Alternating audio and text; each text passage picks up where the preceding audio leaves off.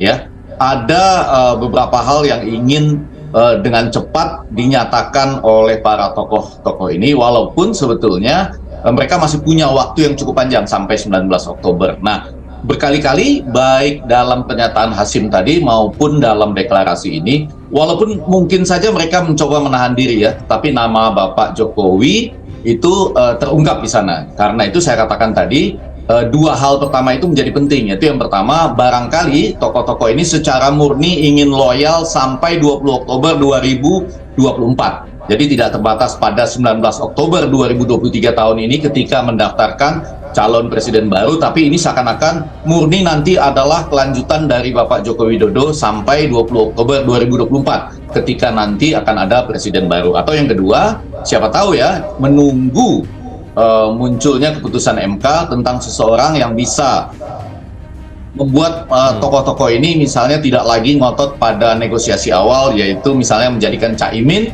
atau menjadikan Erick Thohir sebagai calon wakil presiden.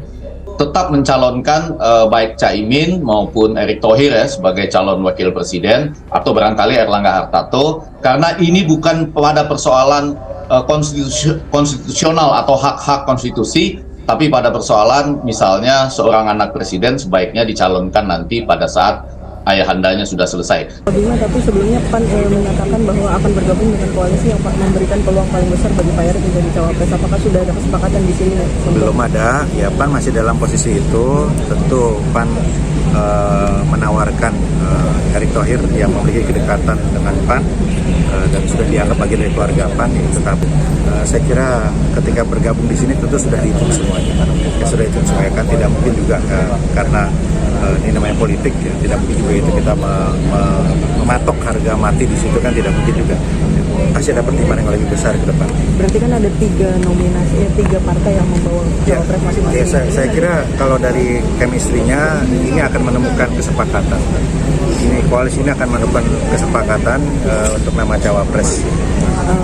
Iya, koalisi yang semakin gemuk itu problemnya adalah pengambilan keputusan yang lebih sulit untuk dilakukan karena jumlah pihak yang terlibat lebih banyak. Bahkan seringkali koalisi gemuk ini malah menjadi beban ya ketika sudah menjadi penguasa tanda kutip, karena potensi konflik di antara partai pendukungnya lebih mungkin terjadi. Sama seperti pertanyaan mengenai cawapres. Kalau tadi saya dengar statement dari Kang Saiful Huda, ada yang perlu di-highlight tuh.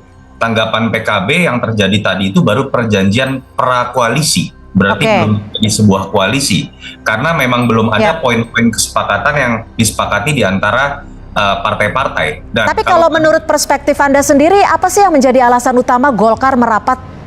Saya ingin teruskan dulu ya, Cynthia. Jadi kalau kita lihat ini akan langsung ada masalah. Misalnya, tadi statement dari Mas Viva mengatakan calon wakil presiden diserahkan kepada capres saja, tanda kutip. Sementara kalau mengutip dari Kang Saiful, Piagam Sentul jelas mengatakan posisi cawapres ditentukan oleh Gus Imin, untuk Pak Prabowo dengan Gus Imin. Artinya Piagam Sentul harus diamandemen dulu tuh. Kalau kemudian ingin berlanjut kan, ini sebuah koalisi yang terjadi. Itu yang menurut saya menyebabkan ini belum bisa memang disebut sebagai koalisi, karena janur kuning atau resminya sebuah koalisi itu adalah ketika mereka bersepakat bukan nama capres, tapi nama capres dan nama cawapres. Nah,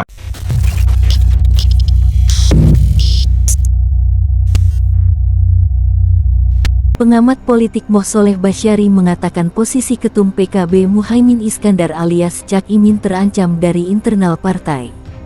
Kalau ada yang menyebut pihak luar yang ingin membajak PKB, itu jelas salah. Sepertinya orang yang menyebut itu hanya sekadar untuk menutupi kegamangan dan ketakutan saja, katanya di Jakarta, Rabu, 18/5. Direktur Eksekutif Center for Strategic on Islamic and International Studies CSIS itu mengungkapkan posisi Cak Imin makin goyah. Ini bukan lagi sekadar isu-isu semata, tetapi karena adanya tekanan dari internal PKB sendiri, ungkapnya. Dia menjelaskan PKB terbentuk dan terbangun dari beberapa tonggak, di antaranya NU dan Gus Durian. Saat ini kata dia, 2 tonggak besar itu tidak mendukung Cak Imin, bahkan cenderung berkonflik. Itu semua terbuka, ada para senior-senior partai yang bermain sendiri-sendiri. Bahkan ada petinggi partai yang terang-terangan akan mendukung capres lain, jelasnya. Dia meminta agar pihak di luar PKB tidak terseret ataupun dilibatkan dalam konflik itu.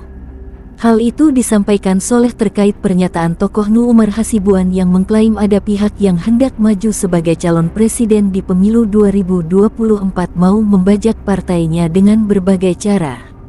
Menurut Soleh, makin banyak pendukung Cak Imin yang berkomentar, maka semakin terlihat ketakutan itu. Sehingga mencari-cari pihak yang akan menjadi kambing hitam. Sekjen Partai Gerindra Ahmad Muzani memastikan Ketua Umum PKB Muhaimin Iskandar alias Cak Imin masih menjadi bacawa pres terkuat Prabowo Subianto di Pilpres 2024 hingga hari ini. Muzani merespons isu munculnya nama seperti Gibran Rakabuming hingga Erick Thohir yang disebut jadi bacawa pres Ketua Umum Partai Gerindra itu.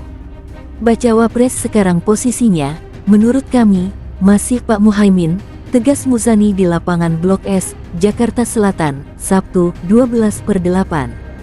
Meski banyak tawar-menawar soal cawapres akibat masuknya beberapa parpol ke Koalisi Kebangkitan Indonesia Raya (KKIR), Muzani menegaskan sosok cawapres tetap ditentukan Prabowo dan PKB. Putusan untuk menerima partai-partai itu semua juga atas persetujuan PKB.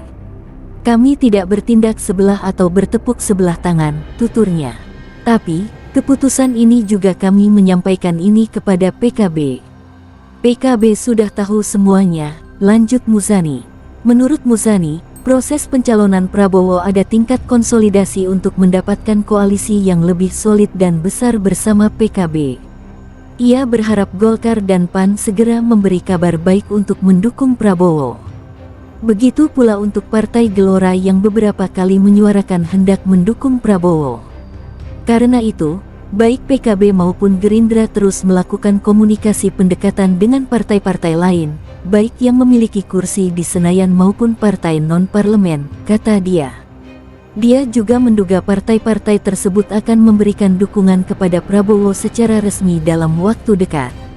Dia menduga pengumuman dukungan untuk Prabowo akan dilaksanakan bulan ini. Insya Allah hasilnya dalam hari-hari ke depan saudara akan mendapatkan pemberitahuan partai-partai itu. Itulah yang saya maksud dengan banyak partai mulai melirik Capres Prabowo. Insya Allah di bulan Agustus ini, ujar Muzani.